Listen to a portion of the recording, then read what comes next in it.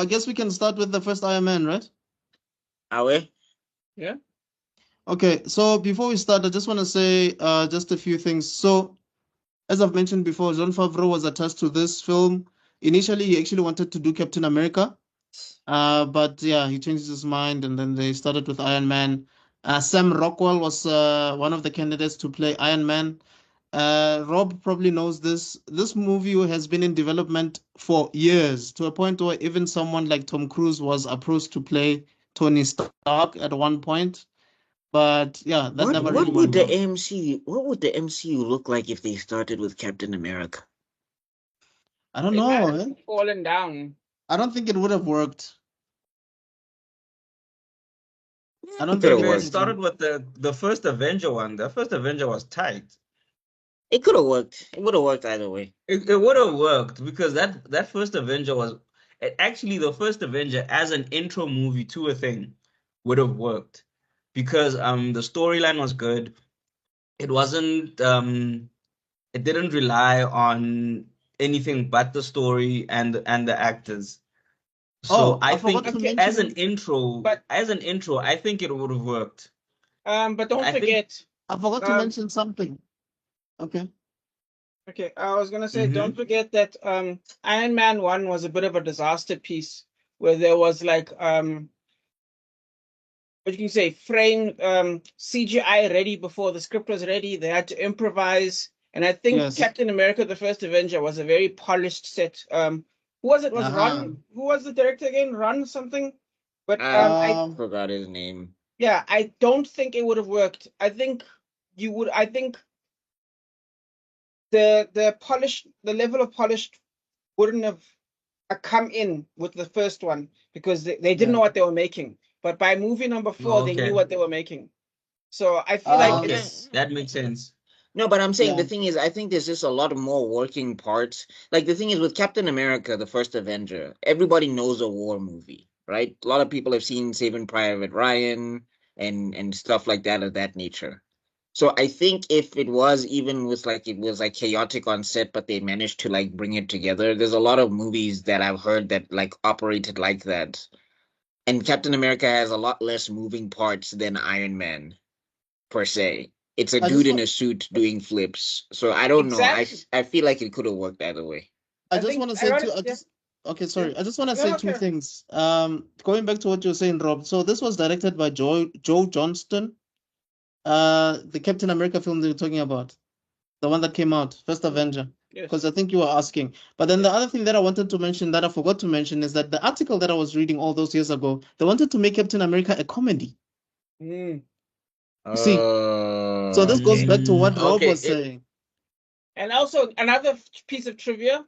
Fantastic Four: Rise of the Silver Surfer, the one that got an IMDb of 5 out of 10 and a Rotten Tomatoes of 37, The came Toy out in Story one. 2007.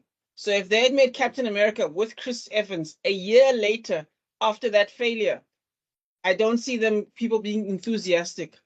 Yeah, Like no. No, that. no, no. I'll Okay. say this. I'll say this. With the Fantastic Four movies, him and Ben Grimm are kind of the standout. So I think people would have been like, I don't like the movie, but I do like him. And also, he had done some other things up until at this point before he got into Fantastic Four. Yeah, he So, did. but I He mean, was anyway, point he being was But is like that cellular. point being is that it was just interesting to like if they wanted to start with him first. Mm. and You might want to change I don't their. even think I I'm don't just gonna even think change that he, the. I don't even think that he might have been the first choice. Remember, this is before a lot of people joined the MCU. Because this thing was just starting. So I don't even think he I was think gonna it was also be. before it was called the MCU. Yeah. Yeah. Yeah. Anyway, okay. So Iron Man 7.9 does not make sense to me. Why not? Okay. Why? What would make sense to you? I give it an 8. Oh, okay. So you're going Dude, the like other by direction. one, Eight, by one eight. point. No. Let me say It makes a 8.5. difference. 7.9 makes it sound like it was almost there. 8 makes it feel like it was solidly there. I'd be like 8.5 because this movie, first off, it's a hugely tight narrative. I know people don't think the Ironmonger is that great of a villain, but how many people quote Tony Stark was able to build this thing in a cage from a box of scraps Right. and all of that stuff? He was Jeff Bridges was it Jeff Bridges? Yeah, Yeah. Jeff Bridges. Yeah, Jeff Yep. Bridges was pretty memorable in that role. He was a menace. Oh yeah. Yeah, it's one of the greatest Phoenix metaphors where you take a billionaire, like it's one of those things where you take somebody who's on top and you bring him low, and then he builds himself up again, and it's like you believe it and whatever. And you Yeah. see a change in Tony Stark. Like you see that like this thing that happened to him deeply affected him on a crazy level. Also that emotional stuff with Yinsen. There's a couple contrivances in the movie, but like I can like the fact that I can remember this movie from opening act to end act. I can quote a lot of the lines from it and all of that stuff. Right. And yeah, I still think like I think like a 7.9 is way too low for Iron Man 1. I easily believe that it's like a 8.5. No, I can fly with that. That's for sure. I can fly. I mean, And like the also, only criticism that I really had is that when they were building the suit the first time and the terrorists are looking at him build legs and they're just like, oh no, he's building a machine. And it's like, is he? yeah, that's probably the only thing. But I think also, and Tony's growth wasn't it wasn't weird. It felt natural, and it wasn't like he didn't go from 0 to 100. You know, he saw his things, he saw what was happening, and it slowly dawned on him that wait a minute, I thought I was the good guy, but it turns out I'm just a typical warlord who's just selling his weapons everywhere. His intellect, the way they did the exposition on his intellect, it wasn't too force feedy, it wasn't too cringy. He had the charisma to carry it, so you believed his playboyness. And So like I'm that's saying, like the also another setup for his thing. intelligence was so good in this movie that you never questioned how smart he was through the rest of the MCU. Mm. So like everything about like you understood his motivations, you understood his charisma, you understood like he made sense and it was pulled off well. You know, sometimes someone tries to be charismatic and they're not really like Val Kilmer in Batman. He wasn't really charismatic, Hmm. I'm but sorry if I here have a Tony, shocked I'm sorry if I have a shocked expression on my face is because I'm looking at the ratings that they gave Winter Soldier. oh, okay, Okay. What is happening here? Okay, sorry. Moving on. calm So down. wait, Zuko, who was a charismatic actor for Batman movies in your opinion? For me, from the ones I've seen as Bruce Wayne, um, uh, Affleck pulled it off well. But also remember, this is now older Batman for Affleck, so he wasn't the exuberant youth. Um, Christian Bale, he was almost there, but you could see he was reluctant in doing it. He was almost there. Mm. And What about Clooney? No. Clooney had the look, he had the But I'm talking. suave, but he just We're talking about charisma. We're as not the talking Bruce about Wayne, as a anything Bruce Wayne, else Clooney pulled it but off. As a charisma. Bruce Wayne, Clooney pulled it off because I he don't had the think swag, so. he Yeah, had the suave. 100%. He's one of No, the no, best no. Bruce As Waynes. His face had the swag. What is his acting though? Like I'm trying to think of his acting in that movie to No, make it dude, worth like it. yeah, I'm he's also but I'm saying even when he's not in the bat suit, he's a bobblehead No, throughout but that in that's just Clooney in general. That guy has a bobblehead every yeah. time. Yeah, but I'm saying like He Who had else? also Kilmer the other didn't have thing also it. the other thing is like the way they dressed him in Batman and Robin. It's just like this is not Bruce Wayne. Like they put him in big baggy suits.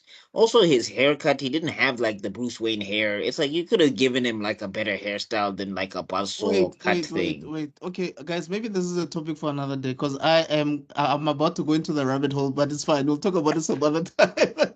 Anyway, But you were Yeah, saying so Zuko. as I was saying, he had the charisma. He had his supporting cast. They did good plot points for him to show his growth and arc. Pepper, Obadiah, Jensen, Rhodey. Um, so he his counterpoints, his balancing act, they were brilliant.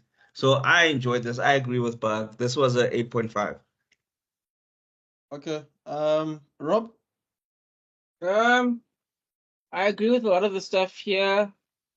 I feel like Terrence Howard is being left out. Man was okay. I think he did a great job. no, he did a good I mean, job in that. he was the highest paid actor in this movie, Yeah. was he not?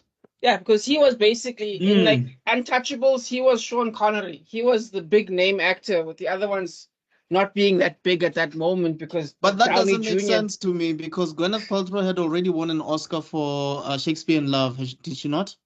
Yeah, Yeah, But but but remember, she remember hadn't been acting a lot. yeah, She also hadn't like been acting a lot. he was in like more like bigger projects. Recent yeah. films at Yeah, that time. recent I'm project. saying it was Remember, recent. the It thing was with recent at the Hollywood, time. it's I'm saying recent is one thing, but also they were like, it was like, I forgot what he was in at the time, but like basically that was like plastered everywhere. Like Terrence Hustle Howard and was He was just, with Flow, Raw. He yeah, Crash. hustle he and was flow. money. Um, Like hustle and flow was a big, and I think it was Crash. I think it was Crash that was. and uh, Get Rich or Die Trying as It was well. I mean, Hustle, those Flow, movies were big. Crash, Four Brothers. Man was flowing in those last 5 years. Yeah, Get yeah. Rich or Anyway, Die Yeah. Trying was what, 2006? I'll tell you now. oof. Yeah, it Hey, was that 2005. movie was rough. Okay, yeah. Hey, dang. We love 50, but hey. Yeah, but it was definitely a box office draw, so I get it. You guys are right. Yeah. Anyway, yeah. And remember, thingy, Downey Jr. at the time, he was basically making a comeback. Yep. Yeah, because before this he had done what? Kiss Kiss Bang Bang. Which was a masterpiece and one of the most underrated movies of all time, but yes. Yeah, well, according to them, it was a bomb. So, Yeah, it was, No, because and according to the he had box office, it was a Val Kilmer bomb. yeah, in there. yes, cult classic. Yeah. Wait, does not involve also Val Kilmer, yeah. Val Kilmer was in there. He was Yeah, still in his Val prime. Kilmer's in that one. Yeah. It's him and Val Kilmer. Batman, Iron Man sharing the same space. Yep. But I think Yeah. you were still speaking, Rob. Oh no, no, no. I'm good. I was just, if anything, I was gonna say, I was saying that it was an underrated movie. I think the same director. I just want to make sure I check the director here. Yeah, it's Shane Black. There we go. Iron Man 3 guy. So that's why, because Shane Black Yeah. is one of the greatest directors of all time, but unfortunately, he just can't make a movie that the modern era likes until like a year later. It's very strange. But yeah, I was just gonna say, yeah. I'm sure there were connections there where they tied them to Marvel. I'm not sure who brought who in when it comes to the whole Shane Black, etc. But yeah, anyway, carry on, guys. I was Yeah. oh So What's your should I rating? put 8.5 for both of you? actually, you know what? Give me. I'm gonna Oh, put okay. 8.7. Oh, you got it. That's fine. Do it. Let's All see. right, cool. 8.7. And then Zuko, I'm gonna say 8.7, 8.5, right? Yeah.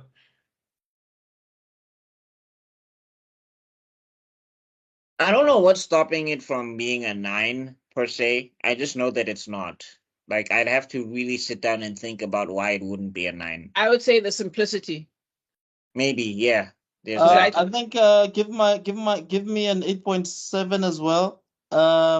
Okay, let me just give my take. For me, this was perfect casting for Robert Downey Jr. The guy looked exactly like Tony Stark in my opinion, because at the time I had the comic book and I was reading it. So when I was seeing him there, I was like, "Whoa, this is like straight from the comic books." For me, the scenes that I enjoyed throughout the entire movie was when he was alone, when he was actually figuring out how to build the Mark 5 or whatever it is, the Mark 1, sorry, Mark 2, whatever. Mm. His And that's the conversations with charisma of the Jarvis.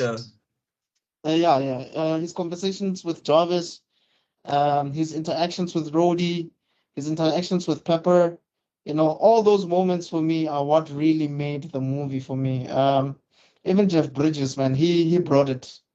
And also you could see his intelligence, basically. That's I think what really got me intrigued. And I guess you could say he was the most focused, the most sober-minded version of Tony that we met. You could see his engineering skills and all those things. The casting was great. You got really great actors there. Nobody felt like they were what's this word that I'm looking for? No, it's not Jason team. I just don't know how to put it in English. I'm just Out of forgetting the place. word. There was no one out of place. Yes, no one was out of place, so nobody felt like they were the wrong pick. Taking up space. Yeah. So yeah, it's an 8.7 for me. I genuinely think that they had a good formula for what they were doing, even though they still had to work on the dialogue on a daily basis, and they were doing it as they get along. I mean, sometimes when you look at, for instance, there's a plane scene with with all the girlies and drunk Rhodey. Rhodey and That was hilarious, bruh. like you can tell that these guys are not even like you could tell they were improvising that moment because nobody's listening to anybody per se. You know what I Yeah, mean? but I'm saying like the thing is, I think the reason what made it work though is that I think like Robert Downey Jr. locked into the fact that Tony is usually a dude in his own world. So even if like, Rhodey is drunk and talking about something or whatever, you can see Tony Stark just sitting there going, uh-huh, uh-huh, uh-huh, yeah, yeah, I don't Yeah, uh-huh, uh-huh. So that's why yeah, like I can, and also they were smart enough to not even try to zoom in on the conversation. What they do is they kind of just zoom out and basically Rhodey's incoherent rambling just like, starts fading out in the scene. And it right. works Mm. perfectly fine because we don't need to hear what Rhodey is saying. And also, I think there's something that we forgot to mention about Rhodey. The way he was always checking out for Tony. You remember when they wanted to nuke him or something? They wanted like Mm. and then he sort of came up with a plan to make sure that nothing happens to him. No, remember, Tony called Rudy and he's like, "Help!" Exactly. Yeah. Mm. Yeah. Those were great moments, man. And unfortunately, we never got to see next time. Yeah, well, Yeah. technically we did, just not with Terrence Howard. But okay, Yeah. Sorry, Mike. Here's the thing. I have a question for you guys. Um, what do you think would have happened if Terrence Howard continued? Because according to Terrence Howard, he says that he was supposed to have his solo trilogy, right? But also, if he stayed on, he still would have been the highest paid actor, which means he still would have been paid more than Robert, right? No, no, It no, was no, never no, gonna No, he no. That wouldn't happen. was have not gonna been. hold. Remember, it wasn't I gonna mean, work. wait. If Remember, they had signed a contract, if they had signed four picture contract, No, I'm saying Um, if they had signed a four-picture contract, but remember the contracts can get renegotiated, and if he's not the main draw, they're not gonna pay him that type of money. Because exactly. And also remember, remember, he okay, was sorry, go paid that ahead. money because he was the main man. But after the movie, Tony became the main man. right? Can anyone hear So the me? status changed. Oh, Wangeno Goku. Hi. what's up? We can hear you, wait, buddy. 6 out of 10. Debello. For He Iron said Man out 1? of 19. That's even worse. 6 Okay, out of 10. Tebalo, Sir. please state your reasons, man, before we move on. Oh, What's wow. up, everybody? This is Debello, KC Media, Geek Spot, Nerdgasm. Great. Now we need to get into this geek heresy. Look, Because what is the Eisen Summer? the Iron Man movies personally are not my favorite. Okay. Wait, that's it? Okay. So Yeah, yes, that okay. that's it. If you think about the first Iron Man movie, the only thing that's rewatchable is the fact that is the first flight, most likely, and the not even the final boss fight was interesting.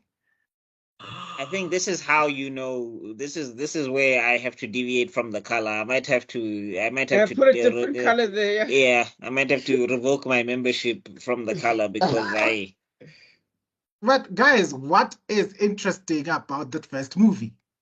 everything from the Everything. fact like Tony's interesting. Tony's fall as a character where like in the beginning he's high, he's on top of the world, he's taking selfies with soldiers and everything, and he's like, yeah, I'm untouchable until the bomb shows up and he's just like, oh yeah, snap, I'm actually a human being. And then the whole time in the cave, his conversations with Jensen, when Jensen is saying that, oh, I want to go see my family and everything, and when I get out of here and all that stuff, and basically Jensen sacrifices himself so that Tony can have a second chance, and he says to Tony, "Don't waste it. Don't waste it." And then Tony gets out of there. That fight scene with him in the silver, in the silver suit with that was a good fight scene. That was also a good flight scene and all of that stuff. Because all of that stuff was really good. And then the fact when he goes into there and he's like, I want a cheeseburger, and then he like sits down and tells everybody that, yeah, Stark is going to stop producing weapons. People are flipping out. How is Stark going to make money and all of that stuff? Yes, thank you for the lovely dissertation of the movie. Yeah. Okay. Like he I'm doesn't just care, saying. bro. But you still won't change your mind, yeah. Okay, I'll put it on a 7. How magnanimous of you. Thank Right. you. Yeah.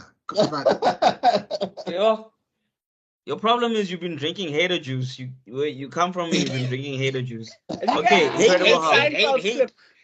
Have you guys seen that Seinfeld clip where like what the guy from Seinfeld doesn't want to wear the AIDS ribbon, and they're like, that guy doesn't want to wear the ribbon, and everyone just gets mad at him and they start chasing him. That's what I feel like. I feel like or like what's this that scene from Pirates of the Caribbean 2 where like Jack Sparrow is just running and then like a bunch of people are chasing him afterwards. Oh, yes, no. I can give you a perfect analogy. I feel like Cersei during the Walk of Shame. Yeah, that nun walking behind me like shame. Shame. You don't appreciate Shame. Iron Man 1. Shame. Like if he said if he's giving Iron Man 1 a 7, I don't even know what he's gonna give Iron Man 3. Yeah. Oh yeah, that's a good point. And that's Shane Black. I'm gonna defend that one. Okay. I don't think it's a terrible movie, but we'll talk about it when we get to it. No, Okay. I don't think it like. Okay, but I'm speaking more to the fact that if we think guys, Iron Man 1 is so to the plots good, quickly, I'll be right back. Okay. and then Iron Man 3 was not really at that level, even though it was in a different way. Yeah, I would say it didn't understand the assignment, but yeah, sorry, yeah. Yeah. So that's just what I'm saying. I'm afraid for the next 2 Iron Man movies. Yeah. Anyway, next. Okay, so next one, Wait, Incredible before we- Hulk. Oh, yeah. Before you go, I just want to ask you guys one question. Do you think there's a connection between the Iron Man 1 scene where the bomb goes off in his face and the Wanda Romanoff scene where it says, for the next 7 days, we wait for Tony Stark to kill us? Do you think there's a connection there? Yeah, I mean, Do obviously. you think that was on purpose? All right.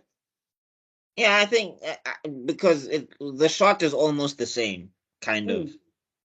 Especially with the missile itself. If you compare shot for shot, it's almost like, like it's trying to show that, between how that affected Tony and how that affected Wanda.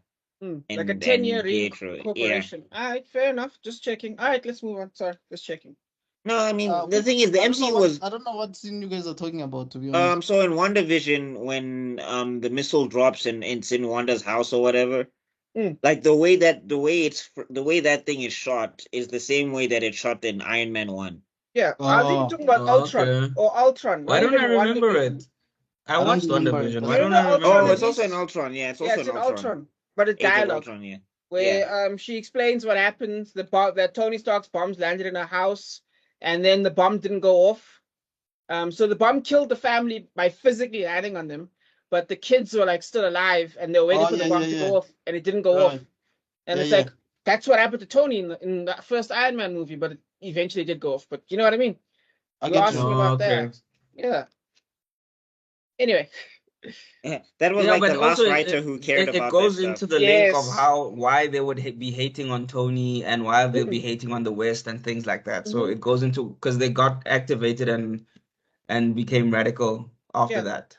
Which Yeah. reminds me, this is the whole thing about writing, where like you notice these reincorporation. Like for example, in I think it's also no, it's not Ultron, it's Civil War, when that lady tries to give something to Iron Man and he freaks out because he doesn't want to be handed anything, and it's a replay on Iron Man 3 when Iron Man doesn't want to be. It's a thing that basically started in Iron Man 1 where he doesn't want to be handed anything, right? And he's like, yeah, Mm. don't give me anything in my hand. And then it gets reincorporated in Iron Man 3 where like he like because of that he like abuses the guy and it ends up being pushed back, and then because of the trauma that happened to him it gets reincorporated again in It's almost like they wrote a consistent character. yes. Yes. I wonder when they're gonna do that again. It's done. All right. Recast it, Chala.